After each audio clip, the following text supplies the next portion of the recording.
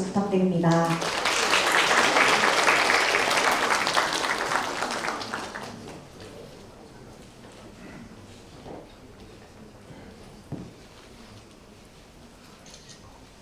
네, 안녕하세요. 이 세션을 포함해서 트랙 4에 오신 분들께서 아마 거의 영상 애니메이션 쪽 분야에 계신 분들이라고 생각하면 될까요? 맞습니까? 아, 네. 대답을 안 해주실 줄 알았는데, 해주셨네요. 네, 영상 애니메이션 쪽 분들께서 렌더링을 리얼타임으로 하고자 하는 관심이 굉장히 높으신 것 같습니다. 혹시 유니티를 좀 사용해 보신 분이 있으신가요? 상당히 좀 제 생각에는 좀 적으신 것 같은데, 네, 이 세션 소개에서 언급한 것과 같이 유니티를 도입하는데 고민을 갖고 계신 분들의 영상 애니메이션에서 첫 도입 사례를 저희가 작업했던 부분을 공유를 하면서 좀 고민을 좀 덜어드리고자 하는 가벼운 세션이라고 생각하시면 될 것 같습니다. 기술적으로는 아주 기초적인 부분일 거고요. 굉장히 머리가 어지러우셨을 것 같아요. 그러니까 HDRP, URP, 렌더 파이프라인이 어떻고 이런 용어들 사실 처음 공부를 할 때 굉장히 이게 무슨 소린가 싶은 부분이 그런 용어들부터 아마 부딪히시는 부분이 있으실 거예요. 그런데 낯설은 게임 엔진을 도입하는데 조금이나마 도움이 되시길 바라면서 진행해 보겠습니다. 네, 오늘의 목차입니다. 우선 제 소개를 간략히 드리고요. 바나나 차차 프로젝트와 밀리의 서재 두 개의 프로젝트가 진행됐었는데요. 이 사례를 바탕으로 영상 제작을 하기 위해서 유니티를 처음 스터디하는 것부터 저희가 도입할 때 어떻게 스터디를 했고 활용 과정을 한번 되짚어 보면서 그 과정에서 어떤 고민들을 했었는지 그냥 가볍게 한번 따라와 주시면 좋을 것 같습니다. 네, 간단하게 제 소개를 드리면 저는 아이코닉스에서 뉴미디어 콘텐츠 개발을 위한 기획과 연구를 하고 있는 이상훈이라고 합니다. 그리고 영광스럽게도 유니티 마스터즈에 선정돼서 활동을 하고 있고요. 대략 보시면 연식이 좀 됐는데요. 제 소개를 간단히 드리는 이유는 원래 저는 게임 개발과 전혀 상관이 없는 사람이라는 점을 먼저 말씀을 좀 드리고 싶었어요. 그러니까 게임 엔진이라는 게 이제 화두가 되면서 엔진 그러면은 굉장히 이제 개발자가 꼭 붙어야 될 것 같고 그런 두려움들이 좀 있으신 것 같아요. 저는 전혀 백그라운드가 없는 건 아니지만 어쨌든 C샵이나 프로그래머, 엔지니어적인 백그라운드를 갖고 있는 사람은 아니다 하는 점을 말씀을 드리고 CG 실무를 대략 2000년부터 했었고요. 커뮤니티도 하나 운영을 하고 있고 기본적으로 마야 유저라고 생각을 하시면 됩니다. 3D 작업은 계속 해왔었습니다.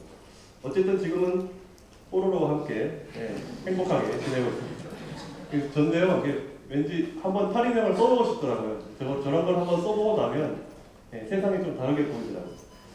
자, 이런 백그라운드를 갖고 있고 프로젝트 개요를 설명드리겠습니다. 바나나 차차 프로젝트는 글로벌 K-팝 동요라는 모토로 뽀로로의 친근감을 높이고 서브 타겟 확장을 위해서 기획했습니다. 제작 방식은 실사 플러스 3D 애니메이션이고요. 뽀로로가 처음으로 유니티와 모션 캡처를 활용해서 제작한 뮤직비디오입니다. 처음 시도되는 작업이다 보니 유니티를 스터디하는 것부터 모션 캡처를 도입해서 결과물을 만들어내는 데까지 모든 과정이 저한테는 도전이었습니다. 그리고 유니티와 모션 캡처를 연구할 때 이 프로젝트가 처음에는 실사 합성으로 이렇게 진행된다 어떤 형식이 딱 정해져 있는 건 아니었었어요. 약간의 바이럴 영상 같은 게 음원에 대한 기획이 있었고요. 그 다음에 댄스가 만들어지고 그걸 어떻게 바이럴로 할까 하고 그런 정도로 시작하면서 계속 상황이 좀 변해가는 상황에서 좀 즉흥적으로 대응해가면서 진행했어야 했던 그런 프로젝트였습니다. 어쨌든 이런 기획으로 만들어진 결과물을 보면서 잠시 힐링의 시간을 가지도록 하겠습니다.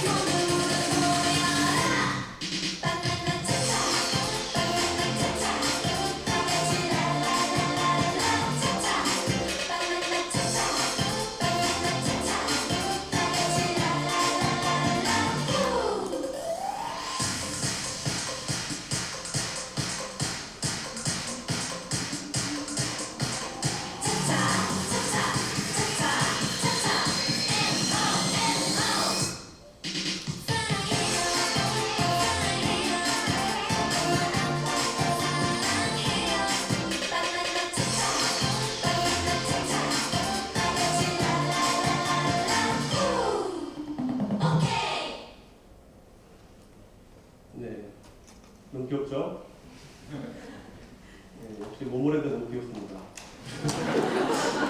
네, 이 영상이 K-팝 전문 채널 원더K라는 데 올라가는 것을 시작으로 해서 사이드에 PIP로 넣어놨지만 여러 그 커버 댄스 뭐 이런 것도 많이 올라가고 반응이 좋았는데요.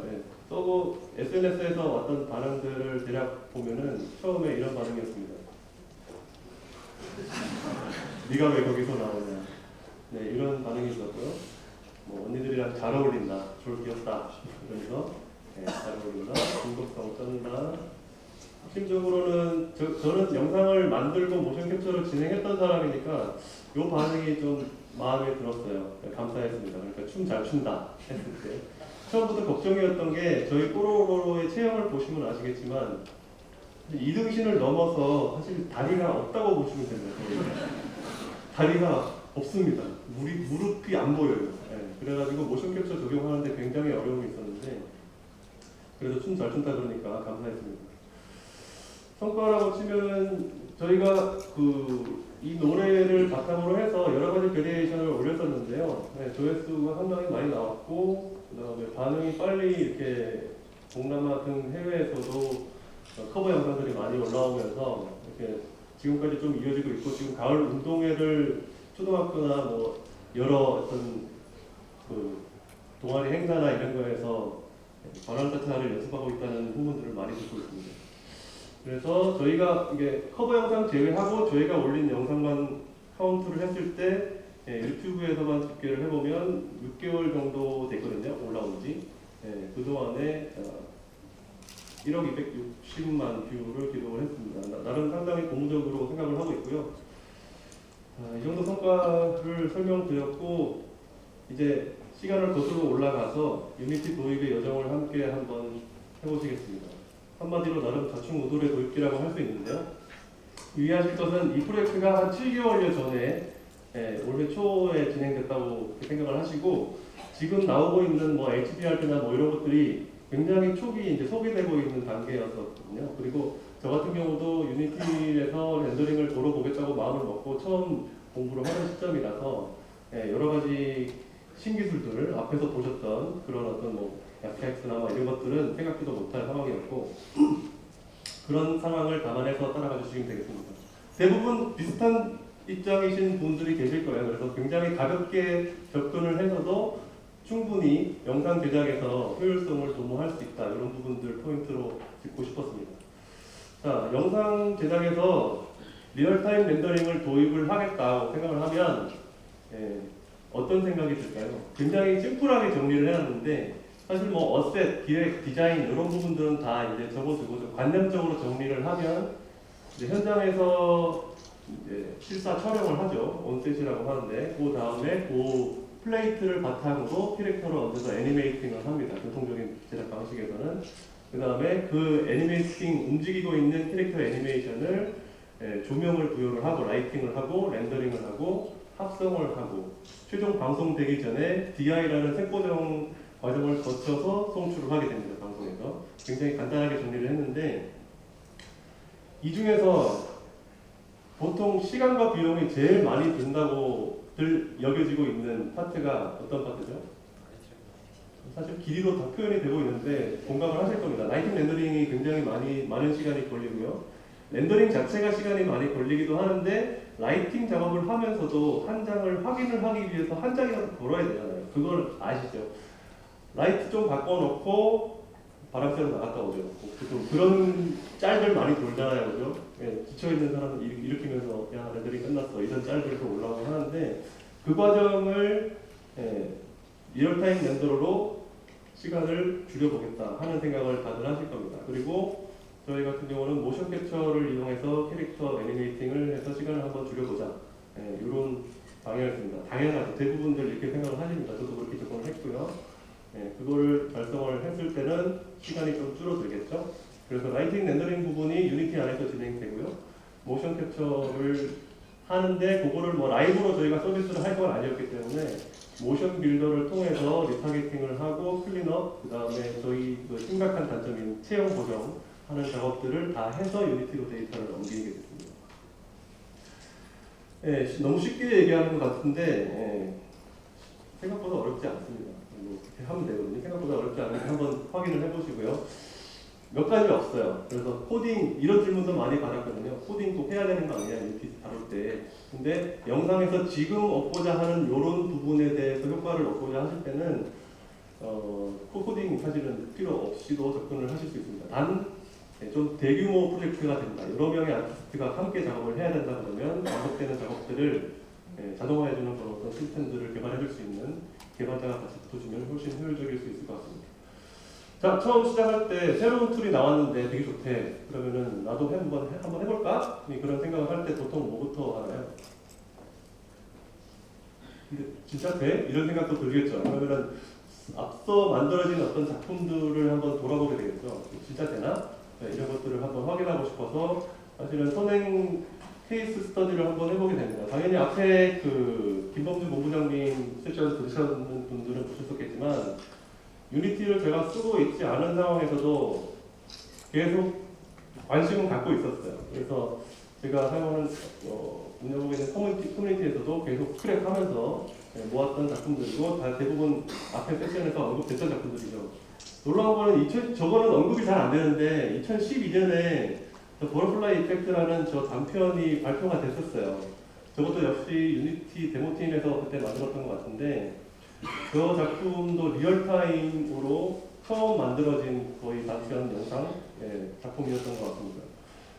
길이는 기억 안 나는데 대략 한 5분 정도 됐던 것 같고 유튜브 올라가서 검색을 해보시면 올라와 있으니까 한번 확인을 해보실 수 있습니다. 그 다음에 2016년에 아담 굉장히 놀라웠는데 저 때만 해도 사실 우리가 V-Ray나 이런 걸로 렌더링 거는 뭐 아름다운 안티알래싱 이런 것들이랑 좀 차이가 나기 때문에 그때만 해도 살짝 전체적인 룩은 괜찮은데 풀 해상도로 봤을 때 뭔가 좀 아쉬운 들이 좀 있어 보였거든요. 근데 이제 최근에 나온 뭐 베인엑스나 헤리틱 이런 걸 보면은 놀랍더라고요. 그래서 분명히 된다 이런 생각을 가질 수 있었습니다.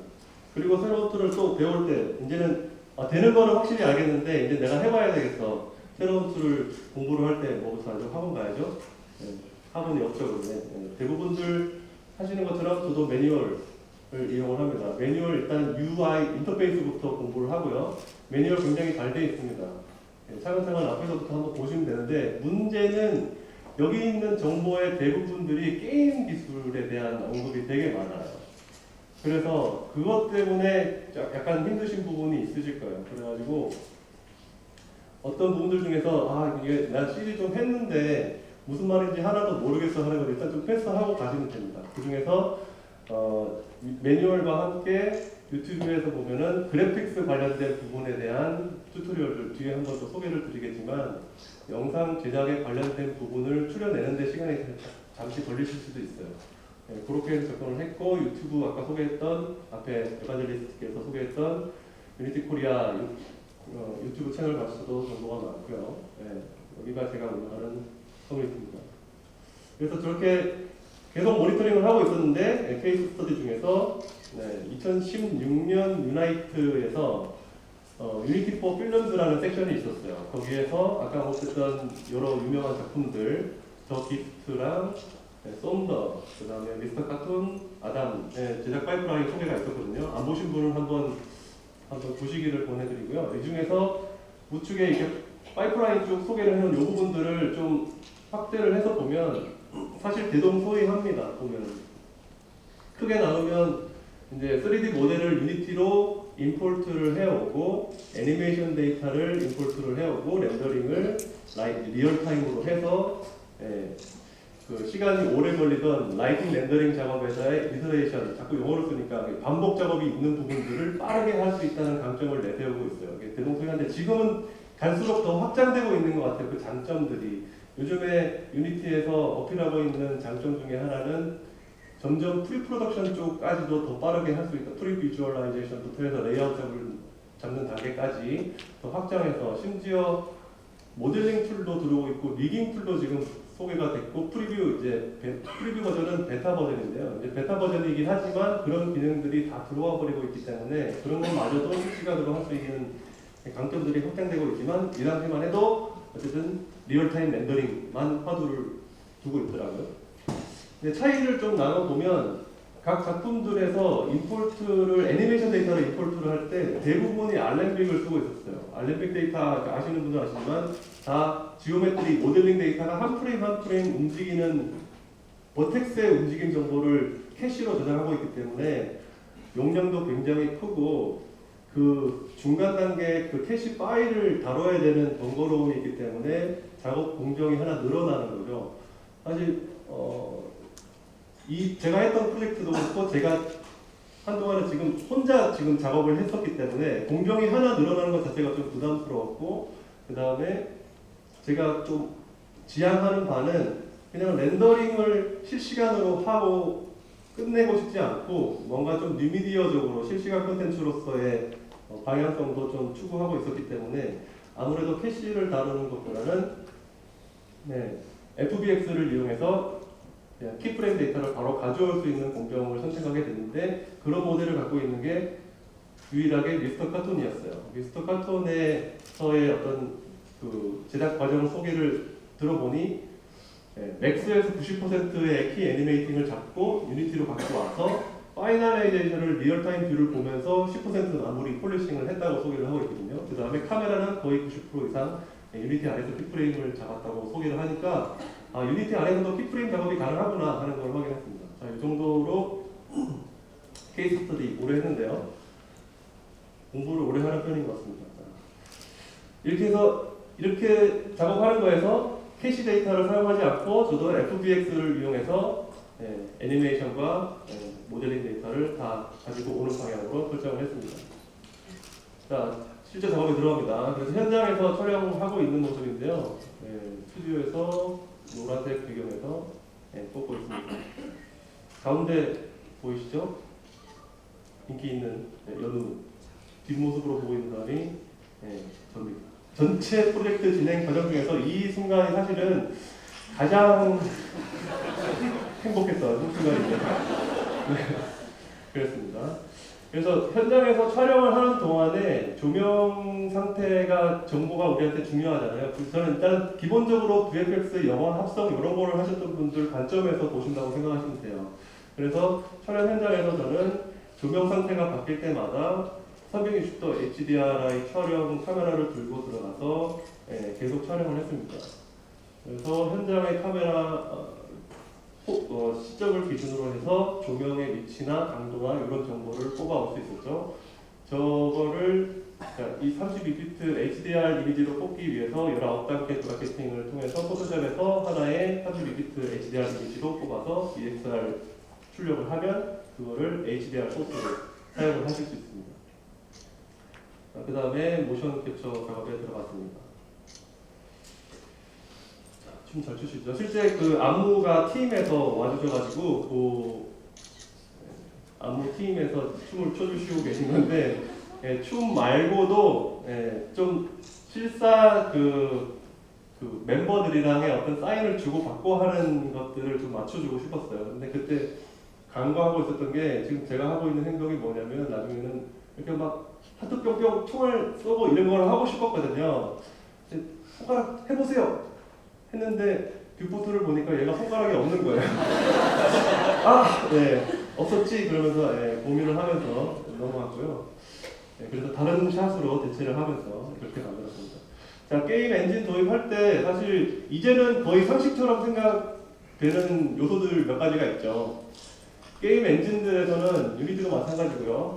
3D 모델을 가지고 들어와서 렌더링을 할 때 렌더 타임, 그러니까 렌더링이 되는 순간에 스무스를 걸어주는 렌더 타임 패슬레이션이 없습니다. 게임 엔진들은. 그래서 또 왼쪽 같은 경우는 이제 마야 비코트에서 3번 모드라고 일명 부르죠. 3번 누르면은 로우한 옵티마이즈 된 최적화된 폴리곤 오브젝트가 렌더링 걸렸을 때 이렇게 보일 거야 라고 스무스를 보여주는데 게임 엔진은 그게 없어요. 그래가지고 스무스를 걸어서 옵니다. 우리가 실시간 콘텐츠로 할 거라면 좀 더 최적화를 생각해야 되겠지만 어쨌든 저희가 갖고 있는 뭐 데스크탑 사양에서 렌더링을 그냥 걸 거면 충분히 하이폴리곤을 사용을 해도 실시간으로 거의 돌아갑니다. 그 다음에 캐릭터나 개수에도 제한이 있을 수 있겠죠. 그런 사양을 고려해서 어느 정도 카메라가 근접했을 때도 각이 지는 게 안 보이는 그 정도를 찾아서 모델링 자체를 가지고 들어오셔야 돼요. 스무스가 실제로 녹아지는 상태로. 그리고 이것도 아시는 분은 아시겠지만 UV 정리를 다시 한번 해줘야 됩니다. 게임 엔진에 적합하게. 그래서 UV 사실 기존의 애니메이션이나 영상 쪽에서 어셋을 만들 때 UV에 대해서 그렇게 사실 최적화에 대한 이슈가 별로 없었어요. 왜냐면은 렌더러가 알아서 다 잘 해주거든요. 그런데 그 게임 엔진 같은 경우는 최적화에 대한 고민을 굉장히 많이 하고 있는 상황이죠. 굉장히 가벼운 모바일 기기 같은 거에서도 실시간으로 돌아가야 됩니다. 그래서 UV 정리가 잘 돼 있어야 되고, 지금 뭐 VFX 쪽에서는 초고해상도 텍스처를 사용하기 위해서 UV 0과 1 영역을 벗어나는 막 유딘 텍스처를 막 쓰고 그러잖아요. 그게 기능이 심지어 들어오고 있대요, 지금 이제 유니티도. 근데 일단은 리얼타임이나 이런 확장된 콘텐츠를 생각을 하신다면 그런 것들은 좀 지양하시는 게 좋을 것 같고요. 쉐이더 개수를 좀 최소화해서 운영을 해주시는 게 좋고, 쉐이더를 그 특징에 따라서 오펙트, 그러니까 불투명이냐 투명이냐 이런 정도로 해서 최소화된 PBS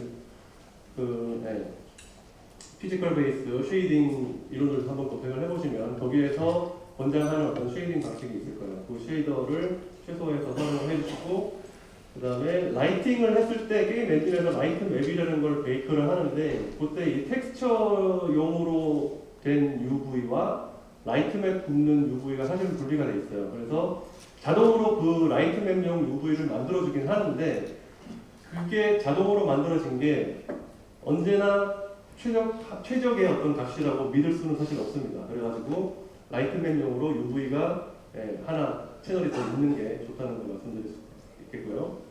굉장히 마야 유저한테는 익숙한 창들이죠. 그러니까 아놀드 가운데 있는 게 아놀드 스탠다드인데요. 아놀드 스탠다드 이제 마야의 아놀드가 기본으로 들어와 있으니까 저걸 화면을 많이 보셨을 겁니다. 그 다음에 레드시프트, 그 다음에 뭐 스팅레이라고 있는데, 이게 아놀드나 뭐 레드시프트나 요즘 나오는 세대의 렌더러들은 대부분 뭐 피지컬 베이스라고 하지만, 사실 이게 엄밀히 말하면 피지컬 베이스라고 말하기는 힘들어요. 왜냐면은 물리적으로 정확하게만 렌더링이 돼야 되는데, 그게 아니라 아티스트가 원하는 대로 그걸 트윅할 수 있게 수많은 옵션들을 다 넣어놨어요. 사실 게임 엔진의 쉐이더 열어보시면 피지컬 베이스 기본 쉐이더 같은 경우는 뭐 그 기본 디폴트 컬러하고 뭐 스페큘러를 러프니스 또는 스무스니스 이런 값으로 컨트롤하죠. 그 다음에 메탈릭, 그 다음에 노멀 이런 정도밖에 없습니다. 그거 가지고 모든 질감을 다 표현하는 게 TBS 사실은. 근데 이렇게 어트리뷰트가 많다는 거는 아티스트의 자유도를 주기 위해서 이렇게 확장을 시켜놓은 거죠. 왼쪽에 스팅레이를 언급한 거는 오토데스크에서 자체 게임 엔진 스팅레이라는 걸 만들었다가 지금은 링크 들어가 봤는데 판매도 준비됐고 없어졌더라고요. 근데 마야 안에 쉐이더가 나와 있어요. 저게 게임 엔진용이기 때문에 저거는 거의 이제 PBS라고 보시면 되고, 그 다음이 보시는 게 유니티 안에서 제공되는 다양한 쉐이더들 중에 한 개입니다. 거리가 안 되는데, V-Ray나 아놀드 같은 거 사용하셨을 때처럼 보면은 아놀드나 레드시프트 이런 것들도 다양한 쉐이더 제공하지만 우리는 뭘 쓰죠? 스탠다드 하나만 써요. 특별한 경우가 아니면 서브 스캐터링 이런 것들을 써야 된다면 다른 쉐이더를 쓰지만 스탠다드 하나만 쓰면 됩니다. 근데 유니티 같은 경우도 들어가 보면은 사실 게임을 위해서 특히 오브젝트가 아니고 GUI, 그러니까 인터페이스를 구성한다든가 이런 거 하나하나가 다 쉐이더로 구성되어 있고요. 그 다음에 이게 나는 굳이 이 오브젝트에서 스페큘러가 필요 없어, 반짝이는 게 필요 없어 그러면 스페큘러가 없는 쉐이더가 만들어져 있어요. 이게 좀 황당한데 이게 베리에이션이 어마어마하게 많습니다. 이거 다 보실 필요 없고요. 스탠다드 하나만 보시면 됩니다. 스탠다드 쉐이더. 그 다음에 앞에 다른 세션에서 처음 들어보셨던 분들은 LWRP, URP랑 용어가 같은 건데요. LWRP나 HDRP 같은 파이프라인 자체를 다르게 쓰시는 분들은 그 안에 있는 릿 쉐이더라는 거, 라이팅 쉐이더. 그게 각각의 렌더 파이프라인의 스탠다드 쉐이더예요. 그거 하나만 쓰시면 돼요, 거의. 그런데 왼쪽도 제일 왼쪽에 또 오토데스크 인터랙티브라는 걸 써놨는데, 바나나 차차 할 때는 제가 이걸 썼었거든요. 차이가 뭐냐면 이 쉐이더들 중에서 그린으로 제가 선 그어놓은 게 딱 유일한 차이예요. 다른 것들을 뭐 거의 대동소이한데, PBS에서 그 알베도랑 스페큘러 메탈릭, 스무스니스, 노멀 맵이 있는데 오토데스크 인터랙티브만 보면은 스무스니스가 아니고 러프니스예요.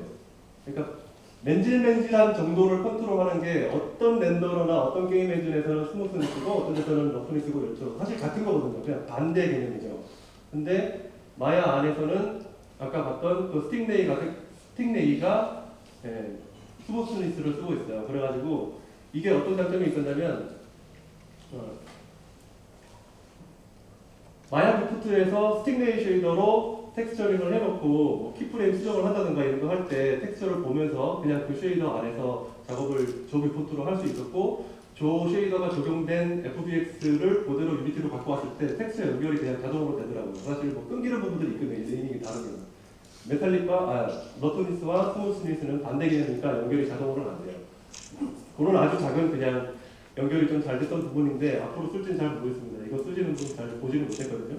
근데 이런 특징이 있었고 쉐이더는 그냥 스탠다드 하나만 쓰시면 됩니다. 그 다음에 준비되는 어셋과 아까 촬영한 HDR 이미지가 실제로 적용되는 과정 굉장히 간단하다는 걸 그냥 보여드리는데요. 어셋 불러왔고요. FBX로 되어 있고 그 다음에 히어라키라는 곳에 넣으면 씬에 보이게 됩니다. 그 다음에 HDR 이미지를 불러왔습니다. 그냥 드래그 앤 드롭 해가지고 넣으시면 돼요.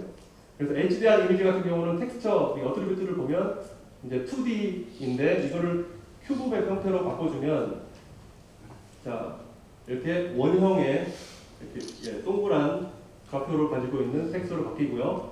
그 텍스처를 활용할 머터리얼을 하나 만들어줍니다. 이 머터리얼의 타입도 큐브백 쉐이더로 바꿔줍니다. 그리고 이 쉐이더에다가 준비한 그 텍스처를 집어넣어주면 이렇게 엔바이어먼트 HDR로 활용할 쉐이더가 준비가 된 거고요. 라이트 세팅에 가보면 이 스카이박스 머터리얼을 넣는 곳이 있어요. 딱 넣어주면 바로 그냥 GI가 생성이 됩니다. 굉장히 사실 간단하죠. 이 과정만 사실 따라해 주시면 여러분들이 갖고 있는 어셋들을 그냥 유니티에 넣어서 한번 어떤 룩이 나오는지 보실 수 있어요. 그 다음에 이제 디렉셔널 라이트나 다른 추가적인 라이팅을 통해서 라이팅을 완성을 해주시면 됩니다. 지금 여기 뭐가 이렇게 계산을 HDR을 머터리얼을 넣자마자 뭐가 계산을 막 하고 있었는데 그게 라이트 맵을 굽는 과정이에요. 자, 넘어가겠습니다. 그 다음에 캐릭터의 모션을 위해서는 마야 오토데스크 쪽에서는 휴먼 IK가 거의 뭐 표준이라고 생각하시면 되겠죠. 모션 캡처를 활용한다면 그냥 휴먼 IK가 제일 편합니다. 모션 캡처 다른 장비들의 운용 소프트웨어에서도 인식을 제일 잘 하고 있는 것 같고요. 그 다음에 얘를 가지고 들어왔을 때 유니티 안에서는 사람 형식을 가지고 있는 팔다리가 있는 캐릭터 같은 경우는 아바타라고 부르는 시스템으로 매칭이 된다고 보시면 됩니다. 이렇게 해서 애니메이션 테스트로 한번 돌아와 보고 방금 HDR 이미지 적용하고 그 다음에 추가적인 라이팅까지 했을 때 중간 테스트가 되겠습니다. 여기까지 했을 때 뭔가 되겠구나 하는 생각을 하게 됐고요. 아까 소개해드릴 튜토리얼들이 이런 거였는데요. 지금 올라온 시간들을 보시면 아시겠지만 시간이 조금 지난 내용들이라서 그렇지만 그래도 추천드립니다. 특히 제일 왼쪽에 있는 거는 가장 기본적인 룩을 뽑아내는 흐름을 한번 보실 수 있을 거예요. 왜냐면 근데 딱 보면 제목 보시면 아시겠지만 저 당시만 해도 유니티랑 뭐 다른 툴이랑의 어떤 퀄러티 그런 게 있어가지고 유니티에서도 좀 좋은 퀄러티를 뽑을 수 있는 방법이 뭐가 있을까 뭐 그런 유형의 화두였거든요. 제가. 근데 저거 보고 도움이 많이 됐었고요. 제가 사용한 어떤 툴들 소개를 해드리면 NGSS라는 거는 기본적으로 라이트가 이렇게 되게 부드럽게 뽑아내는 게 되게 쉽지 않았어요. 그래서 넥스트젠 소프트 섀도우라고 저 녀석 같은 경우는 물체에 가까이 있는 부분은 샤프한 섀도우가 나오고 점점 멀어질수록 부드러워지는 그런 당연한 건데 게임 엔진 안에서 바로 구현이 안 되더라고요. 그래가지고 그냥 소프트리스를 먹이면 그림자가 전체가 그냥 부드러워지는 거예요. 그래서 그런 것들을 해결해주는 PCSS라는 기능들을 구현해주는 플러그인이고요. 어세스토어에 가시고 있습니다. 그 다음에 모션 블러를 구현하기 위해서 키노 모션이라는 스크립트를 사용했는데 저 스크립트는 사용하실 필요가 없습니다. 지금은. 왜냐면은 세 번째 있는 거 저희 포스트 프로세스 안에 다 들어와 있어요. 그러니까 저 당시에 사실 불과 몇 개월 됐는데 그때 제가 몰랐던, 그 다음에 그때 기본으로 들어와 있지 않았던 뭐 그런 것들, 옛날 튜토리얼 봤을 때는 그때는 막 깃허브 이런 데서 플러그인을 막 그 주소 가가지고 직접 패키지를 받아가지고 설치하고 이렇게 써야 되는데 모든 기능들이 다 기본으로 들어오고 있어요. 그리고 시퀀스 뽑아주는 것도 아까 2016년 제가 유나이트에서 봤던 다른 프로젝트들이 각각이 사용하는 렌더링 툴들이 스크립트들이 다르더라고요. 근데 제가 선택한 거는 오프라인 렌더를 썼지만 그것도 쓸 필요 없으십니다. 네, 밑에 있는 유니티 레코더라는 게 기본적으로 다 제공해주고 있고요. 더 HDRP에서는 아까 소개 들었던 더 좋은 레코더들이 제공되고 있습니다. 그리고 3D 작업을 진행하는 동안에 편집팀에서 모모랜드만 나오는 버전들이 먼저 나왔고 그 다음에 캐릭터와 같이 나오는 버전이 있었는데 어떤 샷들을 캐릭터를 등장시키고 서로 인터랙션하고 뭐 이런 거에 대한 계획들, 편집계의 가이드라인을 커뮤니케이션용으로 진행하는 작업이고요. 그동안에 저는 실제 영상 합성으로 가편 테스트를 해보고 있습니다. 네, 이렇게 해서 이제 플레이트를 놓고 그 위에다가 캐릭터를 얹을 때 여기서 이제 부딪히는 문제가 캐릭터의 발이 보이는 순간 발이 맞닿아 있는 땅에 그림자가 있어야 되잖아요. 그 그림자를 뽑아내는 거에서 좀 퀄리티가 좀 이제 아쉬운 부분이 있는데 해가지고 비교를 해보시면 우리가 원하는 거는 오른쪽 이제 영상 합성하시는 분들이 보통 섀도우 패스를 원하는 거는 이런 패스를 원하죠. 근데 이걸 뽑아내는 게 쉽지 않거든요. 그래서 아무리 라이팅을 해도 그런 리얼한 느낌은 안 나오는데 이유가 뭐냐면 IBL 라이팅, 이미지 베이스 라이팅을 했을 때 그 HDR 이미지를 통한 섀도우는 안 생겨요. 게임 엔진에서. 그래서 저렇게 리얼한 섀도우를 얻어내기는 힘들고요. 하이 퀄리티에. 그래서 저게 게임 엔진에서 구현될지 안 될지는 잘 모르겠어요. 그거 연구를 하고 있을 것 같은데 그래서 어쩔 수 없이 파이프라인이 바뀌었습니다. 섀도우 패스를 하나 마야를 이용해서 렌더러는 레드시프트 GPU 이용하니까 제일 빠르겠죠. 거기에서 섀도우 패스를 얻고 뷰티 패스와 합성을 하는 방식으로 바뀌었습니다. 그래서 처음에 기대했던 버전에서 하나 더 늘어나게 됐습니다. 공정이. 그래서 약간 슬펐어요. 그런데 최종본이 도착했습니다. 근데 저는 약간 뜨겁겠습니다. 왜냐면은 기존에 계속 테스트 합성을 하고 있던 배경이랑 좀 다르죠, 느낌이. 그래서 보시면은 얘가 컬러 그레이딩이 돼서 온 거예요. DI가, 최종 DI가. 그런 협의가 사실 안 돼 있었거든요. 그 팀이랑 손발을 맞춰본 적이 별로 없었긴 한데 어쨌든 시간도 별로 없는데 최종 DI가 돼서 와버리니까 그러면은 제 입장에서 어떻게 될까요? 라이팅을 다시 해야 되겠죠. DI가 맨 뒤에 있어야 되는데 해서 온 거예요. 스타일링이 된 거죠. 컬러 컬렉션이랑 그레이딩은 다릅니다. 스타일링이 들어간 거예요. 그래가지고 거기에 맞는 라이팅 제가 할게요. 그래서 넘어갔습니다. 할 수 있을 것 같았어요. 그래서 약간 울면서 이렇게 진행하게 됐습니다. 자, 거의 마무리됐고요. 스케줄 돌아보면 한 2주 정도 걸렸습니다. 촬영이 첫 번째 주 월요일에 있었고요. 그동안에 모션 캡처하고 그 다음에 같은 분하고 편집만 하는 동안에서는 첫 번째 프로젝트거든요. 그래서 막 이렇게 R&D 진행하면서 진행됐습니다. 이 전체 기간 중에서 가장 행복했던 순간은 말씀드렸고요. 가장 힘들었던 순간이 언제였을까요? DI 사건, 그죠? 네. 그 사건도 그렇긴 한데 사실 제일 힘들었던 게 섀도우 렌더링 거는 게 제일 답답했어요. 왜냐하면 그 전에 테스트할 때 렌더링 뽑아져 나오는 이미지 봤을 때 레드시프트 GPU 렌더링인데도 불구하고 뭐 답답하더라고요. 이제 점점 그런 게 답답해져요. 네, 리얼타임으로 해보다 보면은 그랬었습니다. 어쨌든 간에 해피엔딩으로 마무리가 됩니다. 네, 돌아보면 첫 번째 프로젝트고요. 블라블라블라 해가지고 네, 제일 어려웠던 거는 사실 모션 캡처였다. 네, 다리가 없습니다. 네, 그게 제일 어려웠고요.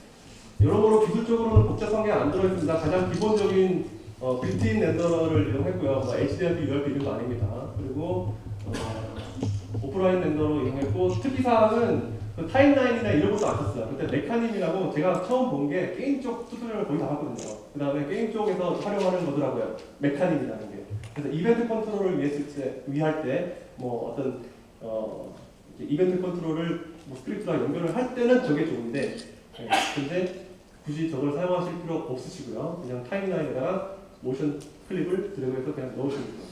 그래서 다음엔 더 하지 않죠. 모든 프로젝트는 끝나면 좀 아쉬움이 있죠. 그래서 또 만들었습니다. 이병헌과 변요하는 거 보이시죠?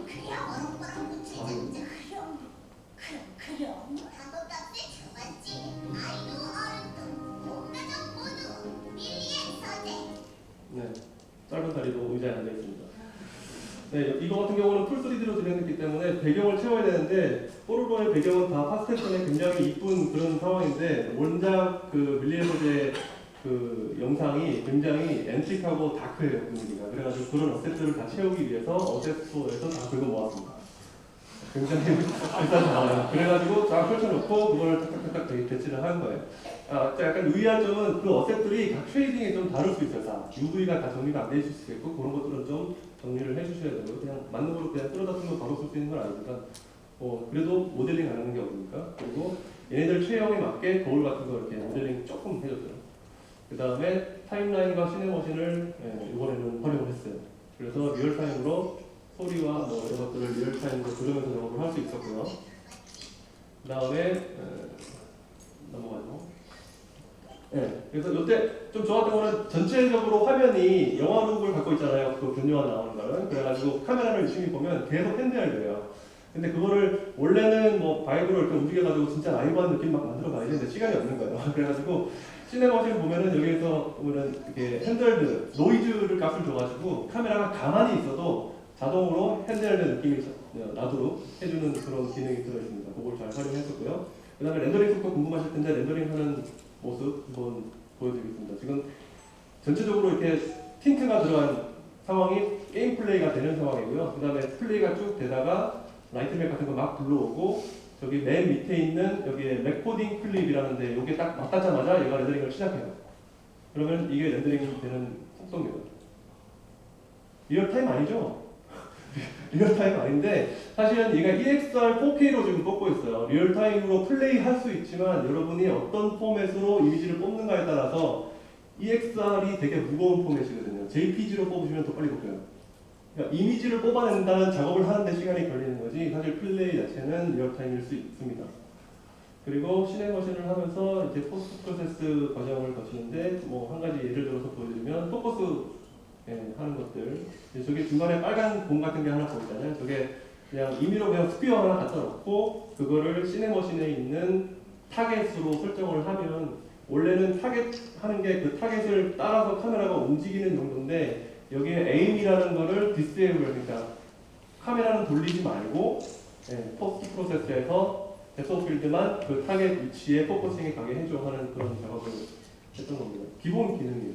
기본 기능이고 그 다음에 키프레임을 그냥 유니티 타임라인 안에서 잡아봤습니다.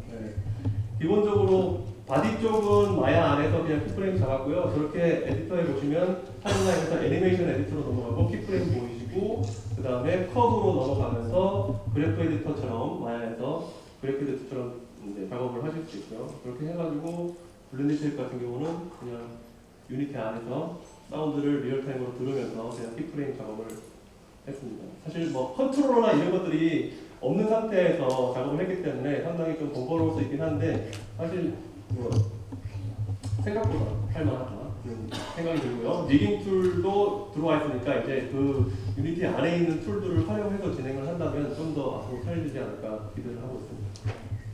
마지막으로 생각지도 않았던 FX가 들어가 있습니다. 움직이는 거 보신 분이 있으신지 모르겠는데 초가 이렇게 팔랑팔랑 하고 있었어요. 뭐 아까 소개됐던 뭐 VFX 그래프나 이런 걸 사용한 건 아니고요. 역시 어세스토어에 있습니다. 어세스토어에서 이거 유니티에서 제공하는 거고요. 파티클 팩이라는 거 받아보시면 어떤 공간 안에 막 돌아다니면서 여러 가지 종류의 파티클들이 있어요. 그냥 끌어다가 쓰면 됩니다. 촛불이 있길래 그냥 끌어다가 썼습니다. 다시 기능 사용했던 기술적인 스펙을 비교를 해보면 파란사차 버전은 2018.3에다가 뭐 밀리의 소재 2019.2 뭐 이렇게 썼는데 큰 의미는 없고 그냥 돌이켜보면 굉장히 복잡하시겠지만 스터디를 해보시면 같은 얘기를 반복해서 자꾸 듣게 되실 거예요. 그러면 조금씩 이해가 되십니다. 그리고 렌더 파이프라인 아까 얘기했었는데 이런 종류의 렌더 파이프라인이 있어요. 제가 사용한 거는 거꾸로 다시 보시면 여기 렌더 패스가 여기 포워드 렌더라는 걸 썼고요. 잘하는 패스는 그 다음에 디퍼드라는 걸 썼는데 우연찮게 사실은 지금 설명드릴 시간이 없네요. 포워드 렌더 같은 경우는 굉장히 클래식한 그냥 하드웨어 기반에서 하는 3D 렌더링 방식이에요. 그 다음에 디퍼드 같은 경우는 VA나 이런 것들처럼 포워드에서 할 수 없는 후처리를 렌더 버퍼를 기준으로 2D적으로 처리를 한 방식이거든요. 그래서 처음에는 바나나 차차 같은 경우는 라이트를 그렇게 많이 쓸 필요가 없었는데 밀리의 소재 같은 경우는 라이트가 굉장히 많았어요. 그 안에 공간 안에. 그래가지고 디포드를 당연히 써야 되는 상황이었죠. 근데 그걸 사실 다 알고 한 건 아니었어요. 그 상황에서는 그냥 어떻게 짬바보고 찾아 나가는 상황이 아닐까 싶습니다. 그리고 본해드리자면 사실 이거를 다 알고 하면 좋은데 이거 다 아실 필요 없고 그냥 영상 쪽에서 활용을 하시겠다 그러면 HDRP로 바로 가시면 되고요. 그 다음에 좀 더 확장성을 가지겠다 그러면 URP 쪽으로 가셔가지고 뉴미디어 드림 시도를 해보시면 될 것 같습니다. 네, 여기서 제 발표는